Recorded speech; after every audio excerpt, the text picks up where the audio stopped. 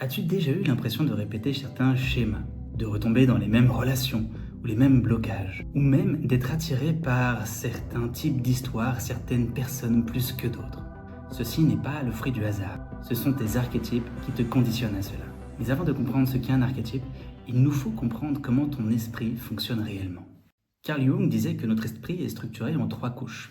Il y a le conscient, ce dont tu es conscient, tes pensées, tes choix, et ce que tu vis maintenant. L'inconscient personnel, voici le bas de l'iceberg, c'est ton histoire, ce que tu as vécu, oublié, refoulé, mais qui influence toujours tes décisions. Ensuite, au-delà de tout ça, il y a l'inconscient collectif. Et c'est là que le génie de Carl Gustav Jung entre en jeu. L'inconscient collectif est un réservoir partagé par l'ensemble de l'humanité. À l'intérieur, il y a des formes, des symboles, des histoires et des forces psychiques qui ont traversé les âges. Et c'est là que vivent les archétypes. Pour illustrer comment cela fonctionne, voici une représentation de ton fonctionnement psychique. Ici, tu vois le monde extérieur, ce que toi, moi et tous les humains appellent le conscient, le monde tel qu'on le connaît. Et ce rond ici, c'est toi, composé de toutes tes entités psychiques. Nous avons tous un masque, on porte des masques qui nous permettent d'être conformes à notre monde extérieur. On porte tous des masques et c'est une fonction naturelle de l'être humain. Il y a ensuite l'ego. L'ego, c'est la fonction du moi. C'est ce que je mets derrière le jeu. Et notre ego, en fait, a une fonction de médiation entre le masque, le moi conforme à mon environnement, et puis ce qu'on appelle les ombres. Les ombres, c'est une partie de notre inconscient. C'est ici que se cachent nos traumas, nos blessures et tout un paquet de choses sur notre histoire dont on n'est pas forcément conscient. Et puis au milieu de notre psyché, il y a ce que l'on appelle le soi. On ira explorer ça en fin de vidéo. Et tout cela est baigné dans ce qu'on appelle l'inconscient collectif. Et c'est ici que résident nos archétypes. Rentrons maintenant dans le vif du sujet. D'où viennent les archétypes? On associe souvent le concept d'archétype au psychiatre Carl Gustav Jung, le célèbre fondateur de la psychologie analytique. Et lui, il nous disait, les archétypes, ce sont des structures psychiques identiques à tous les humains. Ce qui veut dire que chaque humain vient au monde avec les mêmes programmes archétypiques. Tu pourrais penser que tu viens au monde vierge comme une feuille blanche, eh bien ce n'est pas le cas. Avant même de savoir qui tu es et d'apprendre à parler, eh bien tu as des programmes inconscients qui te sont hérités de par ce que tu appartiens à l'humanité. Mais l'idée des archétypes est bien plus ancienne que Carl Gustav Jung. Chez les philosophes grecs, on parlait déjà de arché. Arché qui veut dire l'origine, la cause première, le principe qui structure tous les phénomènes. Et donc, en psychologie, l'origine de tes comportements, de tes pensées et de qui tu es. L'humanité a toujours pressenti que nos comportements étaient guidés par des forces plus profondes que notre simple volonté. Et Jung a appelé cela des archétypes, des structures psychiques universelles qui sont présentes en toi dès la naissance et qui vont influencer tes désirs, tes peurs, tes émotions et tes comportements. C'est grosso modo l'héritage commun de toute l'humanité qui vit en toi, de manière symbolique et énergétique. De manière très simple, pour illustrer ce qu'est un archétype et son impact sur toi, imagine qu'un être humain est un ordinateur. Chaque archétype serait alors un programme autonome avec ses références, ses symboles, ses histoires et sa manière d'interpréter la réalité.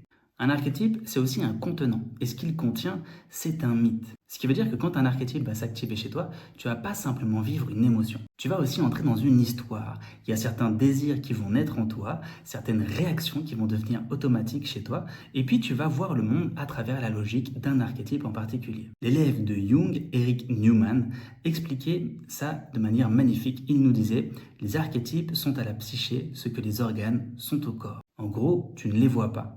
Tu ne les commandes pas. Mais sans eux, ton esprit ne fonctionnerait pas. Et quand un de tes archétypes souffre en silence à l'intérieur de toi, c'est ta vie qui peut avoir tendance à se dérégler. Le psychanalyste Meurestein l'explique parfaitement. Il nous dit qu'un archétype coordonne et organise l'équilibre homéostatique de la psyché ainsi que ses programmes de maturation.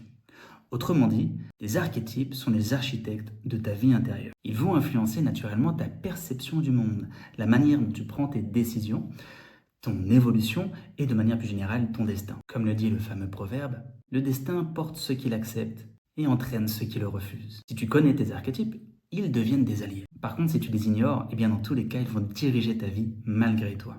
Alors tu te demandes peut-être maintenant comment un archétype s'active. Bien, avant toute chose, c'est important de comprendre que les archétypes ne parlent pas avec des mots.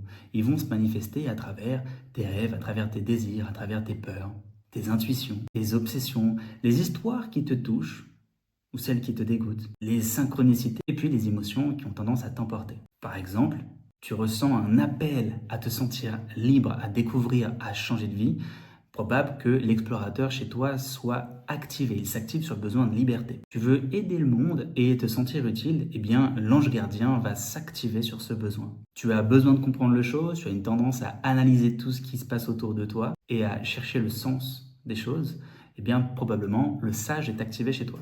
Tu veux créer, voir, matérialiser une vision, il est probable que sur ce besoin de créer, eh bien le créateur s'active. Si aujourd'hui tu as envie de briser les règles ou de réinventer le monde, réinventer quelque chose, peut-être te libérer d'une partie de ton histoire, d'une partie de toi-même, il est probable que le rebelle s'active sur ce besoin de te libérer. Et donc c'est sur un besoin, chaque fois que tu éprouves un besoin, et bien paf, tu actives un archétype à l'intérieur de toi pour répondre positivement ou pas d'ailleurs à ce même besoin. Et ce qui est intéressant pour aller plus loin, c'est que c'est pas toi au sens social de qu'est-ce que c'est qu'être moi qui a cette volonté de me libérer de certaines choses, de comprendre comment fonctionne le monde, de comprendre qui je suis. C'est toi plus une force plus ancienne. C'est toi connecté à un archétype qui du coup a envie de briser certaines chaînes dans ton histoire, a envie de créer ou d'accoucher quelque chose parce qu'il y a cet archétype qui est activé à l'intérieur de toi et tu en vis l'histoire. On peut dire en quelque sorte que nous sommes tous possédés par certains archétypes,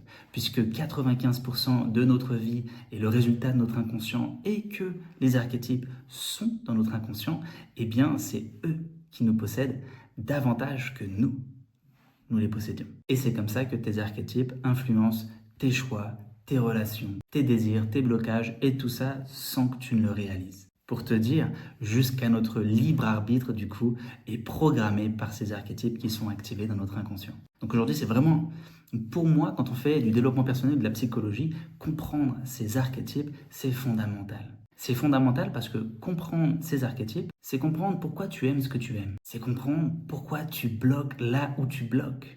Pourquoi tu vas répéter certains schémas dans ta vie. Et pourquoi tu réussis à changer ou pourquoi tu ne changes pas. Jung nous disait, les plus grands conflits de l'homme viennent de ce qu'il ignore dans son inconscient. Alors imagine ce qui se passe quand tu apprends à lire ton inconscient. Au centre de tous les archétypes, il y en a un qui organise tout, le soi. Et c'est pour ça que dans les résultats d'un test sur tes archétypes, eh bien, tu vois ici un exemple de test. Eh bien, on évalue comment chaque archétype s'exprime à l'intérieur de toi et au centre du modèle, il y a ce soi. Et ce que j'adore avec ce modèle, c'est que la plupart des tests de personnalité eh bien, te font rentrer dans un profil, alors que là, tu identifies un tempérament particulier, mais on ne te prive pas non plus de la quête du soi. Et ça, c'est la quête que tout homme, toute femme a à faire dans sa vie. Comprendre ce qu'est son soi et reconnecter avec cette part d'elle-même. Le soi, c'est vraiment ton axe, c'est ton potentiel illimité, c'est ton attirance aussi naturelle à aller vers l'harmonie et l'unité.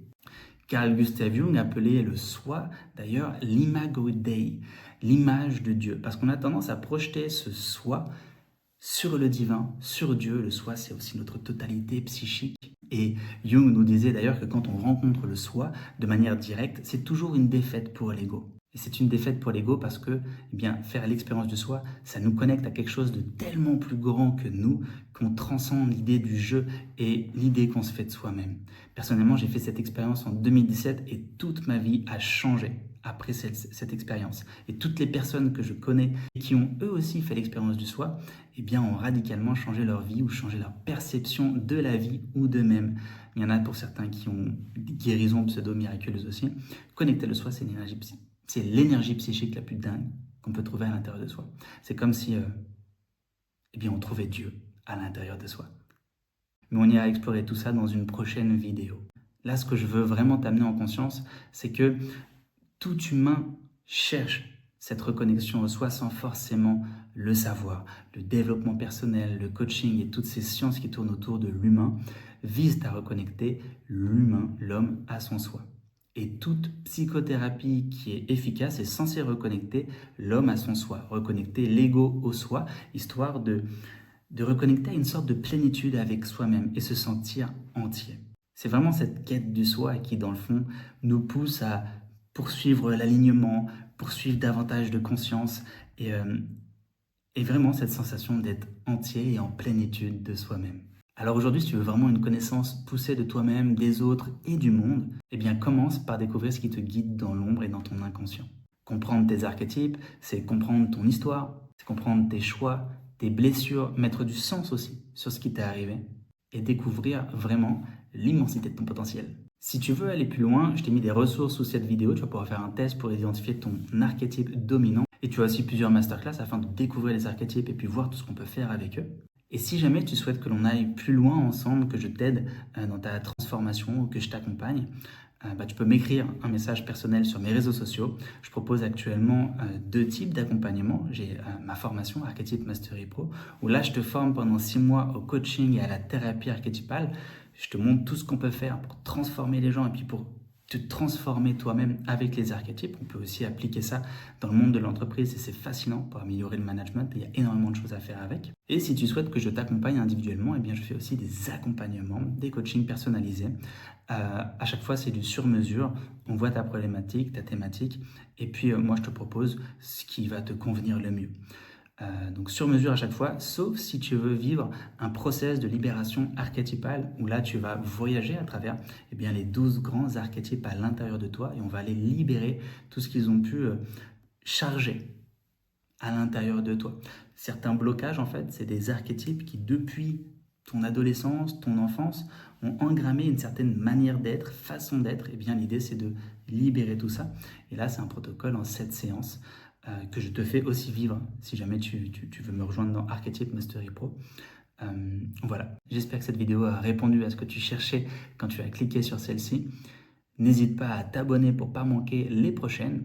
Et d'ici là, je te souhaite un bon voyage, parce que quand tu rentres dans les archétypes, c'est fascinant ce que tu découvres. Tu peux aller aussi lire mon livre Archétype, le langage de l'âme, que tu vois derrière moi, qui est ici, et qui te permet déjà de poser, d'avoir vraiment les bases de tout ce qu'on peut faire avec les archétypes.